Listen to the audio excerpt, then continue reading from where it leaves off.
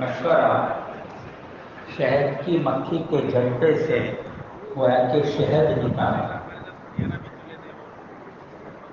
شہد کی مکھی میں شہد بھی ہے اور زہر بھی ہے۔ شہد نکالنے والا زہر سے اپنے آپ کو بچاتے ہوئے شہد نکال لیتا ہے۔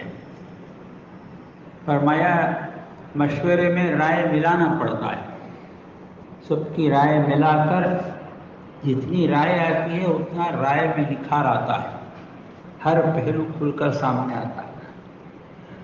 تو ہر مسلمان میں خوبی بھی ہے اور خرابی بھی ہے۔ مشورے کا جو فیصل ہوگا وہ خوبی کو لے لے گا اور خرابی کو چھوڑ دے گا۔ اور شہد کے بارے میں اللہ نے فرمایا قرآن پاک میں فیہ شفاء للناس، اس کا مفہوم اللہ والے کہتے ہیں ہم نے اس میں انسانوں کے لیے شفا رکھا ہے۔ جیسے شہد میں جسمانی بیماریوں کا شفا ہے، مشورے میں روحانی امراض کا شفا ہے۔ روحانی بیماریاں، دین کے کام کرنے والوں کو، دینداروں کو چوری میں، جوا میں نہیں لگاتا۔ اس کے پاس، شیطان کے پاس، اس کے لیے الگ حربے ہیں، اس کے لیے الگ راستے ہیں۔ فرماتے ہیں شیطان بے دینوں کو گناہوں کا راستہ سجا کے بہکا دیتا ہے، اور دینداروں کے بہکانے کے لیے اس کے پاس بہت سارے راستے ہیں۔ کبھی ان کو عجب میں مبتلا کر دیتا ہے، خود بینی میں، کہ میرے اندر یہ خوبی ہے، یہ خوبی، آدمی اپنی خوبی میں مگن ہو جاتا ہے۔ کبھی شیطان ان کو کبر میں لگا دیتا ہے، کبھی شیطان ریا اور سما میں لگا دیتا ہے۔ اس سے علاج کیا ہے؟ فرمایا اس کا علاج مشورہ ہے۔ تو مشورے کے اپنے آپ کو حوالے کر دے گا، جیسے مردہ بدست زندہ، غسل کرنے والے کے حوالے میت ہو جاتی ہے۔ ہمارے اس مبارک کام میں مشورے میں ہماری حفاظت بھی ہے اور ہماری ترقی بھی ہے۔ ہمارے مولانا صاحب فرماتے تھے رحمۃ اللہ علیہ، ہمارے بعض ایسے ساتھی ہیں ان کو مشورے میں ہاں کرانا بھی آتا ہے، نہ کرانا بھی آتا ہے۔ بعض باتوں کو وہ کرنا چاہتے ہیں لیکن مشورے والے ان کو خطرہ ہے کہ مشورے شاید اسے اجازت نہ دیں، تو ایسا پیش کریں گے کہیں ٹھیک ہے کر لو، ہاں کر لیں گے، اور کہیں ان کا بات کوئی بات ان کے بارے میں طے ہو رہی ہے، وہ جانا نہیں چاہتے یا کرنا نہیں چاہتے، اسے ایسا پیش کریں ٹھیک ہے بھائی چھوڑ دو۔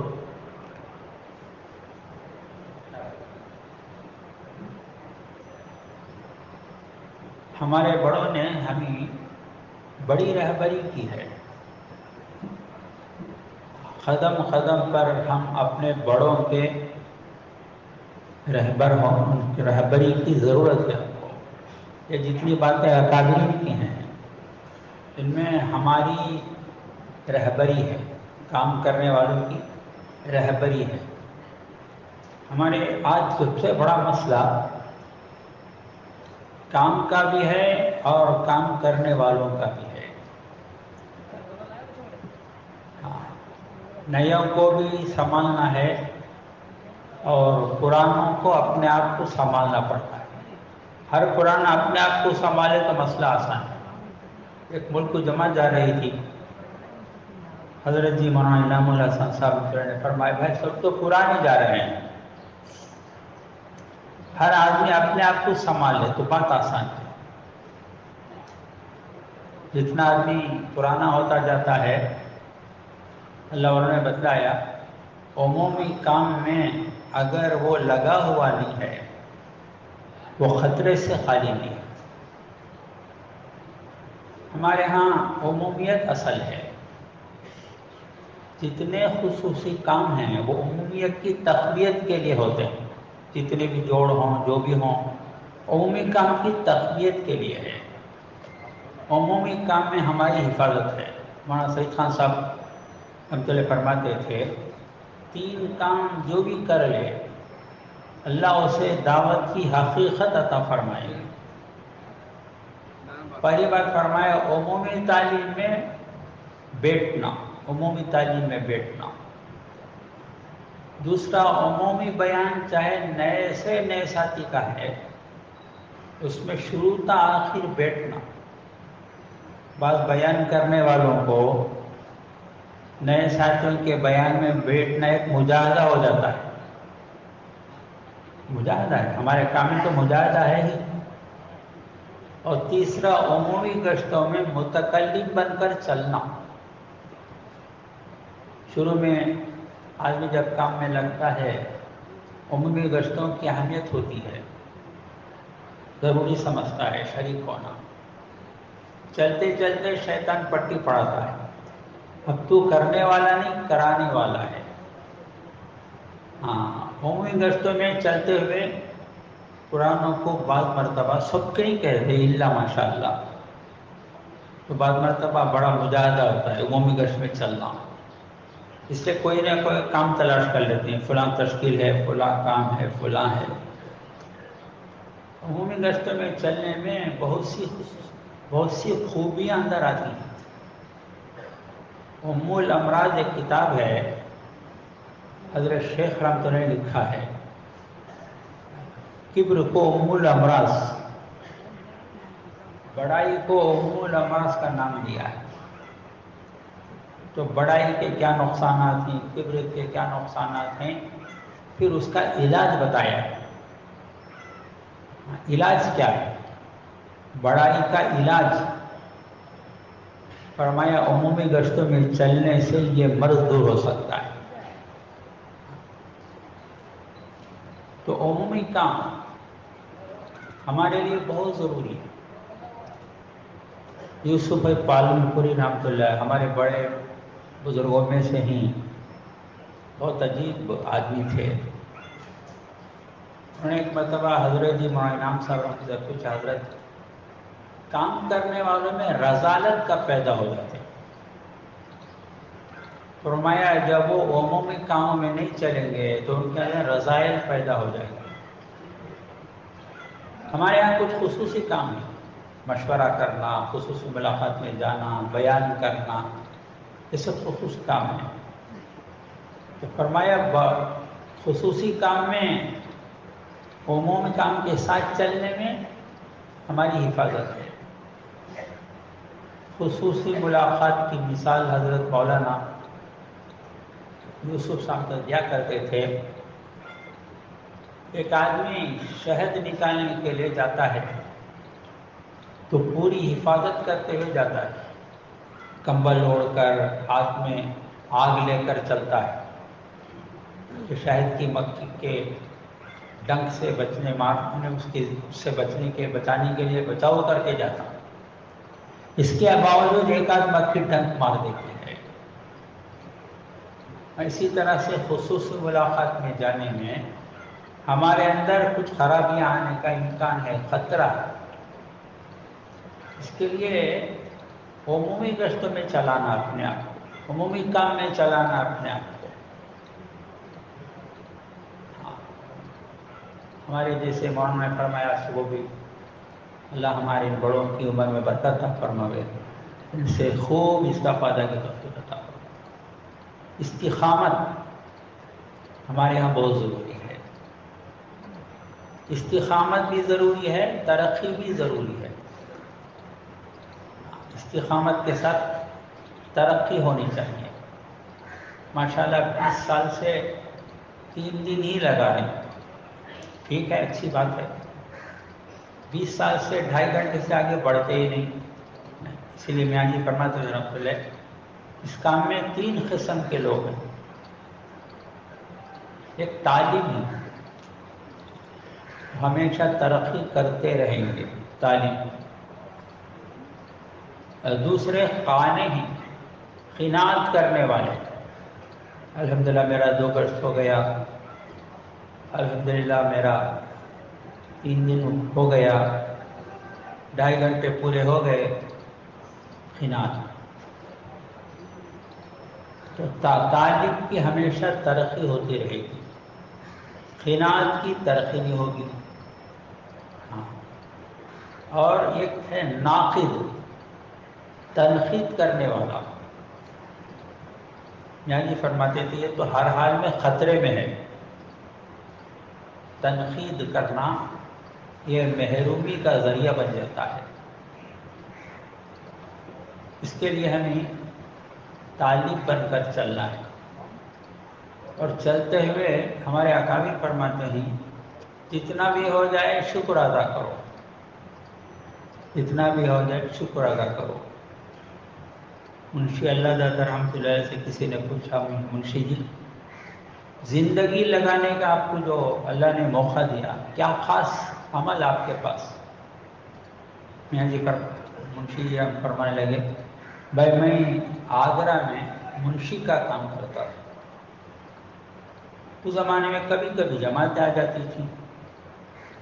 میں جماعت جب آ جاتی تو میرا جتنا وقت بچا ہے وہ دے دیتا تھا. بچا کچا وقت دینے کے برکت سے آج اللہ نے مجھے زندگی دینے کا موقع دیا. اس لیے ہمیں جتنا ہمارے اختیار میں ہے بس میں کرتے رہے گی.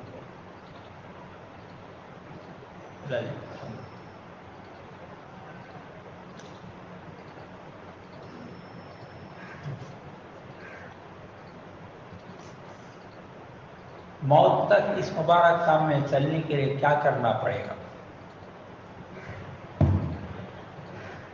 پہلی بات یہ فرمایا اس کام کو جو اپنی اصلاح کے لیے کرے گا اللہ اسے موت تک چلائے گا.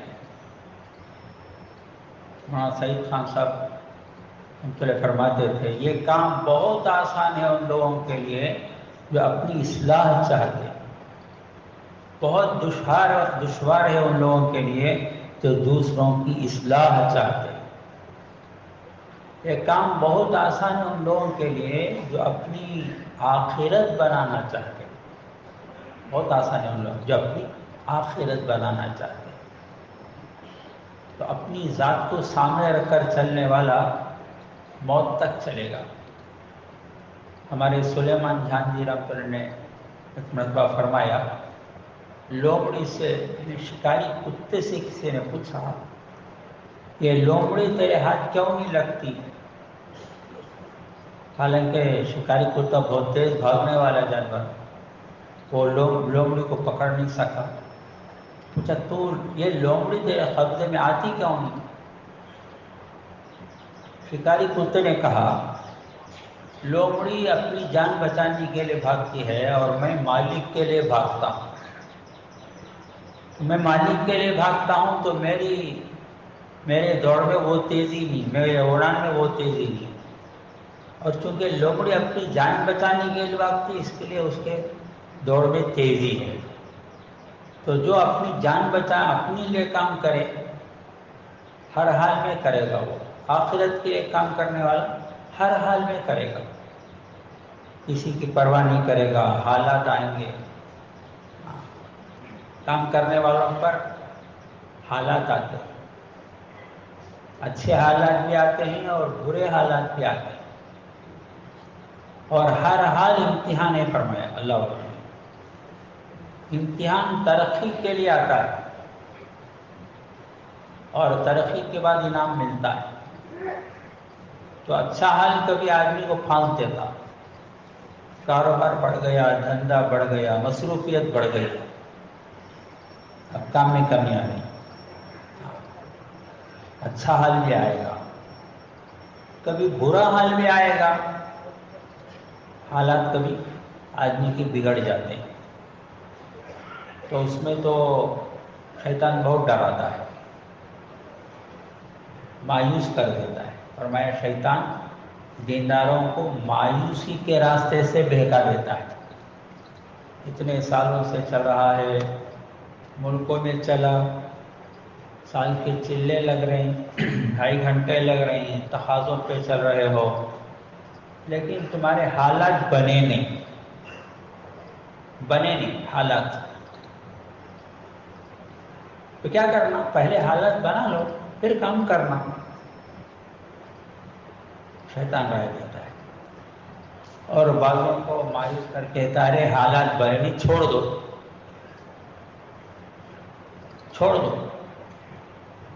تو ہمارے مولانا ابراہیم صاحب نے اس کا بہترین جواب دیا. فرمایا جب کرنے سے حالات نہیں بنے گا چھوڑنے سے بن جائیں گے. کرنے سے حالات نہیں بنے تو کیا چھوڑنے سے بن جائیں گے؟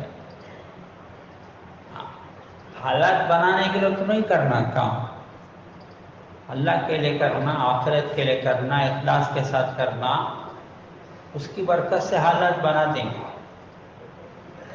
ہماری جو کتاب ہے فضائل کی، اس کا جو شروع حضرت شیخ نے لکھا ہے وہ کیا ہے؟ دین کے لیے سختیوں کا برداشت کرنا، مشقتوں کا برداشت کرنا، اس کا شروع ہے. اٹھا کر دیکھ لیا. دین کے کام کرنے والوں پر کبھی حالات آئیں گے. اسی لیے صحابہ کے حالات ہمارے سامنے. مفتی ظاہر ابن سامسر نے ایک مرتبہ فرمایا، ملک کے پرانے جوڑ میں ایک حدیث کا خلاصہ فرمایا. اس نے فرمایا کہ میری امت کی کو اگر کوئی حالات آ جائے، مفہوم بول رہا ہوں، حالات آ جائے، میری تکلیفیں میری امت کی تکلیفوں پر تعزیت کرے گی. میری تکلیفیں میری امت کی تکلیفوں پر تعزیت کریں گی. تو مفتی صاحب فرمایا کیا اس کا مطلب؟ دین کے کام کرنے والوں پر اگر کوئی حال آ جائے، حضور پاک علیہ السلام کے حالات کو اگر وہ سوچ لے تو حالات اسے ہلکے لگیں گے.